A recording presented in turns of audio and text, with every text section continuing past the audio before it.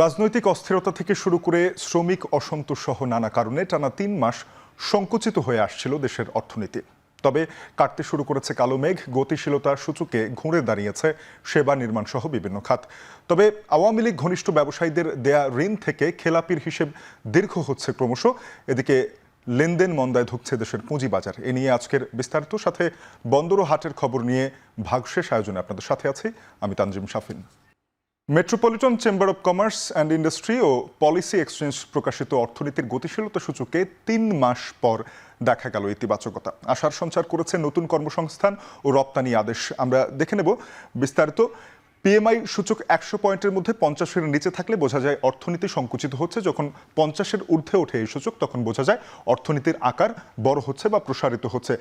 September থেকে October মাসে এই সূচকটি বেড়েছে ৬ পয়েন্ট, যাতে করে অর্থনীতি সংকোচন থেকে সম্প্রসারণ ধারায় ফিরেছে। আমরা যদি জানুয়ারি মাস থেকে দেখি, সবচেয়ে বেশি পয়েন্ট ছিল মে মাসে, অর্থাৎ অর্থনীতি সম্প্রসারিত হচ্ছিল তখন সবচেয়ে বেশি। এরপরই রাজনৈতিক কারণে পিএমআই সূচকটি পড়ে যায় বা অর্থনৈতিক পরিবেশ সংকুচিত হতে শুরু করে। তবে জুলাই থেকে শুরু করে আমরা যদি দেখি আগস্ট, সেপ্টেম্বর, অক্টোবর ৩ মাসই অর্থনীতি সম্প্রসারণ ঘটেছে ধীরে ধীরে এবং বা উন্নতি ঘটেছে এই সূচকটির। অক্টোবর মাসে এসে সূচকটি সম্প্রসারণ ধারায় ফিরেছে। এর পিছনে বেশ কিছু খাত রয়েছে, মূল 4টি খাত, যেগুলো এর মধ্যে রয়েছে কৃষি খাত, রয়েছে নির্মাণ খাত, রয়েছে উৎপাদন খাত এবং রয়েছে সেবা খাত। আমরা যদি একটু দেখে নিই কৃষি খাতের যেই তথ্যাদি রয়েছে, কৃষি খাতে নতুন করে যেই বিষয়গুলো এসেছে তাদের এই প্রতিবেদনে তারা বলছে যে কৃষি খাতের ক্ষেত্রে নতুন ভাবে যারা কৃষি উদ্যোক্তা হচ্ছেন সেই পরিমাণটি বেড়েছে এবং কৃষি কার্যও বেড়েছে। তবে যেটি দেখা গেছে যে বেশ কিছু ক্ষেত্রে কৃষি খাতেও আসলে সেই প্রবৃদ্ধিটা যেটি খুব বেশি ছিল না, তবে সম্প্রসারণ ধারায় ফিরেছে, এটি হলো মূল কথা।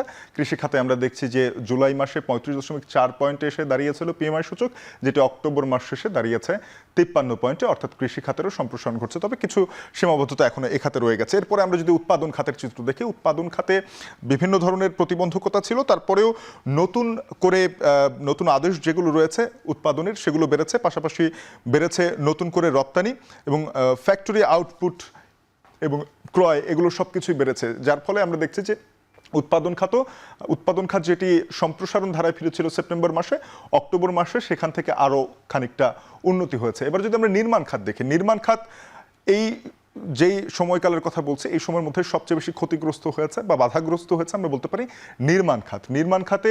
তারপরেও যেই ধারাবাহিক অগ্রগতি দেখা যাচ্ছে সেটি আশাব্যঞ্জক। আমরা দেখছি যে অক্টোবর মাসে ৫৩ পয়েন্টে, অর্থাৎ প্রসারের ধারায় ফিরেছে নির্মাণ খাত। এবারে যদি আমরা একটু দেখে নেই যে পরিষেবা খাত যেটি রয়েছে, পরিষেবা খাতে ব্যবসায়িক কার্যক্রম বেড়েছে, যার ফলে পরিষেবা খাতটিও সম্প্রসারণ ধারায় ফিরেছে সংকোচনমূলক ধারা থেকে।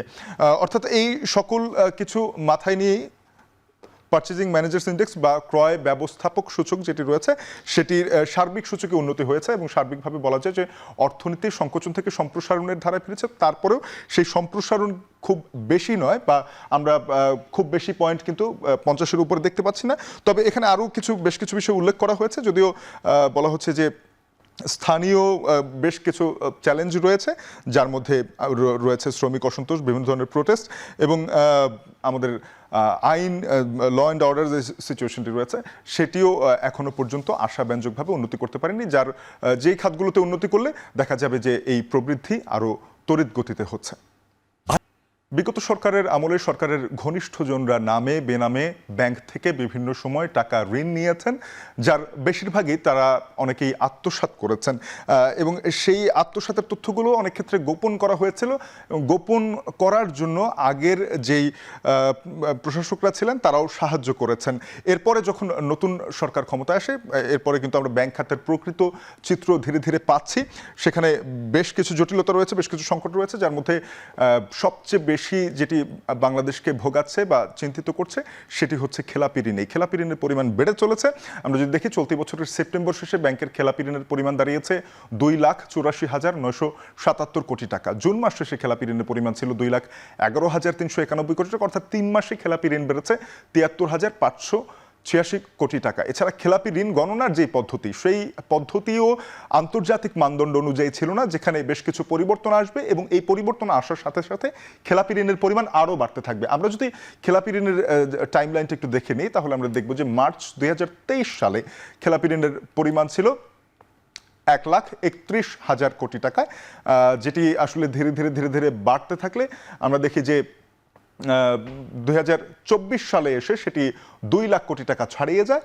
সেপ্টেম্বর মাসে আমরা দেখছি যে 2,84,000 কোটি টাকা বা 2,85,000 কোটি টাকার মতো খেলাপি ঋণ দাঁড়িয়েছে। তবে এই খেলাপি ঋণের পরিমাণ আরও বাড়তে পারে, যেটি বলা হচ্ছিল যে যদি খেলাপি ঋণ গণনার যেই পদ্ধতি রয়েছে সেটি আন্তর্জাতিক মানদণ্ডে নিয়ে আসা হয়, তাহলে এই খেলাপি ঋণের পরিমাণ আরও বেড়ে যাবে। তবে এখানে আরও একটি বিষয় থেকে গেছে, যেটি হচ্ছে যে এই খেলাপি ঋণের বিপরীতে অনেক প্রতিষ্ঠান রয়েছে, অনেক ব্যক্তিরা রয়েছে যাদের পর্যাপ্ত জামানতও নেই। অর্থাৎ এই খেলাপি ঋণ আদায় করার জন্য ব্যাংকের কাছে যেসব নথিপত্র দেওয়া হয়েছিল সে সকল নথিপত্রের মধ্যে অনেক তথ্য ভুল ছিল, যার ফলে এসব খেলাপি ঋণ আদায়ও বেশ বেগ পেতে হবে বাংলাদেশ সরকারকে।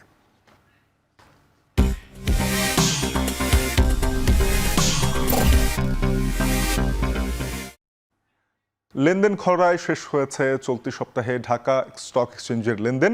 প্রধান সূচক কমেছে এদিন 47 পয়েন্ট এবং লেনদেন হয়েছে মাত্র 363 কোটি 79 লাখ টাকা, যা গত দিনের অর্থাৎ এর আগের দিনের লেনদেনের তুলনায় 29 কোটি টাকা কম। আমরা একটু দেখে নিতে চাই ঢাকা স্টক এক্সচেঞ্জের আজকের লেনদেনের বিস্তারিত। ডিএসইএক্স বা সার্বিক সূচকটি 47.68 পয়েন্ট কমে দাঁড়িয়েছে 5197.58 পয়েন্টে। লেনদেনের কথাটি বললাম। এছাড়া দর পরিবর্তনে বেশিরভাগ প্রতিষ্ঠানের শেয়ার দর হারিয়েছে, 263 প্রতিষ্ঠান শেয়ার দর হারিয়েছে, দর বেড়েছে মাত্র 66টি প্রতিষ্ঠানের এবং অপরিবর্তিত থেকেছে 54টি প্রতিষ্ঠানের শেয়ার দর। চলতি সপ্তাহের 4 কার্যদিবসের হালনাগাদ যদি আমরা একটু দেখে নিই, 5 কার্যদিবসের হালনাগাদ দেখে নিই, তাহলে আমরা দেখতে পারবো যে 5 কার্যদিবসের মধ্যে বেশিরভাগ কার্যদিবসে পুঁজিবাজারে লেনদেন 500 কোটির নিচে হওয়ায় আসলে সূচক 500 কোটির আশেপাশে লেনদেন হয়েছে, যার ফলে সূচক খুব একটা বাড়েনি। আমরা দেখছি যে 4 কার্যদিবসে সূচকের পতন ছিল, 1 কার্যদিবসে মাত্র সূচক বেড়েছে। তবে সেদিনও লেনদেন হয়েছে 393 কোটি 7 লাখ টাকা এবং পুরো সপ্তাহ জুড়ে যদি আমরা দেখি, পুরো সপ্তাহ জুড়ে প্রায় 11,000 কোটি টাকার বেশি বাজার মূলধন হারিয়েছে ঢাকা স্টক এক্সচেঞ্জ চলতি সপ্তাহে। মোট আমরা দেখছি যে প্রায় সব দিন মিলিয়ে প্রায় 100 পয়েন্টের বেশি সূচকের পতন হয়েছে। চলতি সপ্তাহের শেষ কার্যদিবসে চট্টগ্রাম স্টক এক্সচেঞ্জের সার্বিক সূচকও কমেছে 87 পয়েন্ট এবং লেনদেন বেড়েছে, যদিও টাকার অঙ্কে লেনদেন বেড়েছে 6 কোটি 34 লাখ টাকার বেশি। আমরা চট্টগ্রাম স্টক এক্সচেঞ্জের সপ্তাহ শেষের লেনদেনের চিত্র দেখে নেব। সার্বিক সূচক সিএএসপিআই 14,584.26 পয়েন্টে দাঁড়িয়েছে, 87 পয়েন্ট কমেছে। লেনদেন কমেছে 6 কোটি 34 লাখ টাকার মতো। লেনদেন হয়েছে মোট 12 কোটি 58 লাখ টাকার। বেশিরভাগ প্রতিষ্ঠান শেয়ার দর হারিয়েছে, 132টি প্রতিষ্ঠানের শেয়ার দর কমেছে, দর বেড়েছে 45টির, দর অপরিবর্তিত থেকেছে 39টি প্রতিষ্ঠানের শেয়ারের। এবার একটু দেখে নিতে চাই চলতি সপ্তাহে যে সকল প্রতিষ্ঠান লভ্যাংশ ঘোষণা করেছে তাদের তথ্যাদি। আরামিট লিমিটেড নগদ 20% লভ্যাংশ দিয়েছে, প্রতি শেয়ারে মুনাফা 2 টাকা 9 পয়সা। এসএস স্টিল লিমিটেড নগদ 2% লভ্যাংশ দিয়েছে, 17 পয়সা আর্নিং পার শেয়ার। সোনালী আশ ইন্ডাস্ট্রিজ লিমিটেড নগদ 10% লভ্যাংশ দিয়েছে, 3 টাকা 23 পয়সা প্রতি শেয়ারে। BD Thai food and beverage limited নগদ 1% লভ্যাংশ দিয়েছে, টাকার অঙ্কে 2 পয়সা। এই বন্দরের খবর জানবো। স্বাভাবিক নিয়মেই চলছে মোংলা বন্দরে সব কার্যক্রম, গতি এসেছে আমদানি রপ্তানিতে। চলতি অর্থ বছরে এই বন্দরে 309টি জাহাজ এসেছে এখনো পর্যন্ত। এ নিয়ে আরও জানাতে সেখান থেকে যুক্ত হচ্ছেন সহকর্মী মাসুম বিল্লাহ। মাসুম, জানাবেন যে চলতি বছরে 3 মাসে আসলে কি ধরনের পণ্য বেশি আসলো মোংলা বন্দর দিয়ে, কি পরিমাণ রাজস্ব আদায় বেড়েছে, কাস্টমস কি বলছে?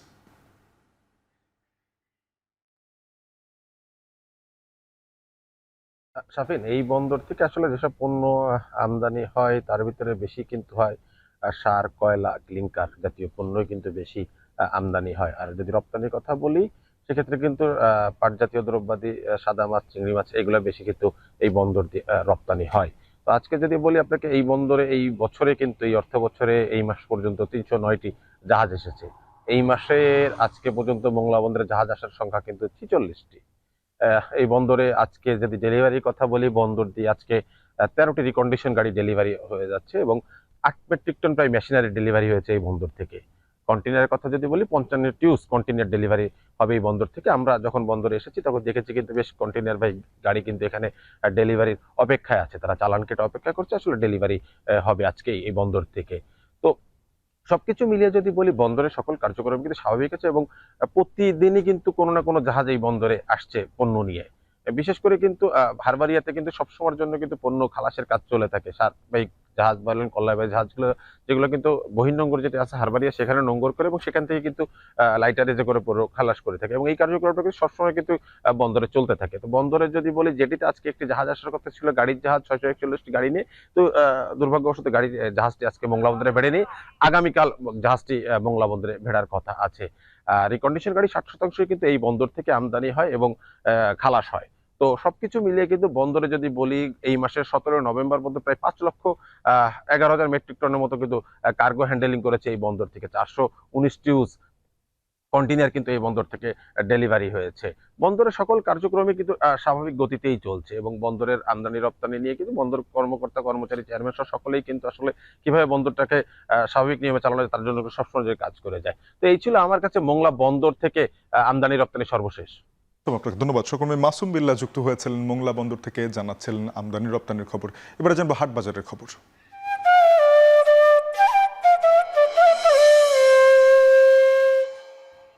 সপ্তাহ ব্যবধানে চট্টগ্রামের পাইকারি বাজার খাতুনগঞ্জে কমেছে পেঁয়াজ ও আদার দাম।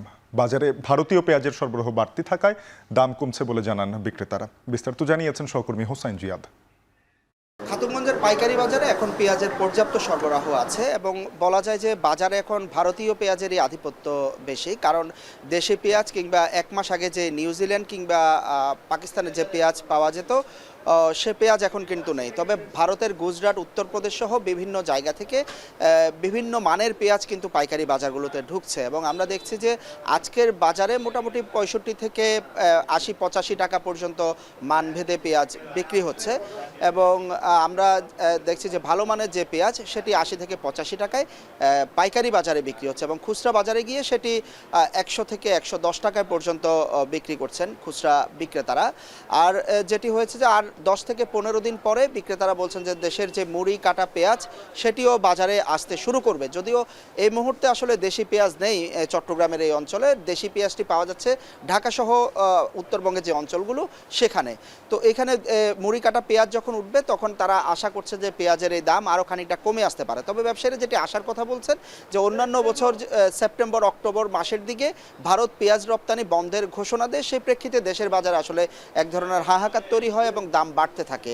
এবার কিন্তু সেটি হয়নি, সে কারণেই পর্যাপ্ত সরবরাহ থাকায় দাম কমতে শুরু করেছে। বরগুনায় সরবরাহ কমায় পাইকারিতে ইলিশের দাম কেজিতে বেড়েছে 200 টাকা পর্যন্ত। আর অন্যান্য মাছের ঘাটতি না থাকলেও চড়া দাম। এ নিয়ে জেলার পাইকারি মাছ বাজার থেকে আরও জানিয়েছেন সহকর্মী জিয়াদ মাহমুদ। নভেম্বর মাসের শুরুর দিকে, মানে যখন নিষেধাজ্ঞা উঠে যায় 4 নভেম্বর, আমরা এই বাজারে এসে দেখেছি ইলিশের সরবরাহ তখন তুলনামূলক বেশি ছিল এবং দামও ছিল কম। তখন ইলিশ, বড় আকৃতির যে ইলিশগুলো সেগুলো প্রতি কেজি বিক্রি হচ্ছিল 1500 টাকা দরে পাইকারি বাজারে। এবং আজকে সকালে পাইকারি বাজারে এসে দেখলাম যে ইলিশের উপস্থিতি খুবই কম এবং দাম হাঁকানো হচ্ছে আকাশচুম্বী। প্রতি কেজি ইলিশ, বড় আকৃতির যে ইলিশগুলো সেগুলো বিক্রি করা হচ্ছে 1600, 1700, 1800 টাকা কেজি দরে এবং মাঝারি আকৃতির ইলিশগুলো এখানে বিক্রি করা হয়েছে 1300 থেকে 1400 টাকা দরে এবং ছোট আকৃতির যে ইলিশগুলো সেগুলো 700 থেকে 800 টাকা কেজি দরে বিক্রি করা হচ্ছে। অন্যদিকে আমরা পাথরঘাটা মৎস্য অবতরণ কেন্দ্রেরও খোঁজ খবর নিয়েছি, ফকিরহাট মৎস্য কেন্দ্র রয়েছে, সেখানেও যে ইলিশের মন বিক্রি করা হচ্ছে, বড় আকৃতির যে ইলিশগুলো সেগুলো বিক্রি করা হচ্ছে 75 থেকে 80,000 টাকা মন দরে। কোনো কোনো ক্ষেত্রে নদীর ইলিশগুলো বিক্রি করা হচ্ছে 85,000 টাকা মন দরে এবং মাঝারি আকৃতির ইলিশগুলো বিক্রি করা হচ্ছে 65 থেকে 70,000 টাকা মন দরে। ছোট আকৃতির ইলিশগুলো বিক্রি করা হচ্ছে 40 থেকে 50,000 টাকা মন দরে। তবে এখানকার যে ব্যবসায়ীরা রয়েছেন তারাও আমাদের জানিয়েছেন, জেলেরাও জানিয়েছেন যে এই সময়টায় যখন মাছের গতিপথ কিন্তু সমুদ্রের দিকে থাকে তখন মাছ, ইলিশের সরবরাহ তুলনামূলক ধীরে ধীরে কমবে বলে এখানকার ব্যবসায়ীরা আমাদের জানিয়েছেন। অন্যান্য মাছের ক্ষেত্রে যেমন কার্প জাতীয় মাছগুলো রয়েছে, রুই, কাতলা, সিলভার কাপ, সেগুলো 200 থেকে 350 টাকা কেজি দরে বিক্রি করা হচ্ছে। আরেকটি বিষয় আপনাকে জানিয়ে রাখি যে এই যে পাইকারি বাজার রয়েছে এখানে প্রতি কেজি মাছ যে দরে বিক্রি করা হচ্ছে, খুচরা বাজারে গেলে সেই মাছগুলোর ক্ষেত্রে কিন্তু প্রতি কেজিতে 100 থেকে 150 টাকা, কোনো কোনো ক্ষেত্রে 200 টাকা পর্যন্ত দাম বেড়ে যায় বলে এখানকার যে ক্রেতারা রয়েছেন তারা আমাদের জানিয়েছেন। তো এই ছিল বরগুনার মাছ বাজার থেকে আমার কাছে মাছের সরবরাহ এবং দাম দর নিয়ে সবশেষ তথ্য। এই ছিল চলতি সপ্তাহের ভাগশেষে। এখন টেলিভিশনের ওয়েবসাইট দেখতে ভিজিট করুন www.এখন.tv। যুক্ত থাকুন আমাদের ফেসবুকে facebook.com/tv.এখন, আর ইউটিউবে সরাসরি দেখুন youtube.com/c/এখন tv।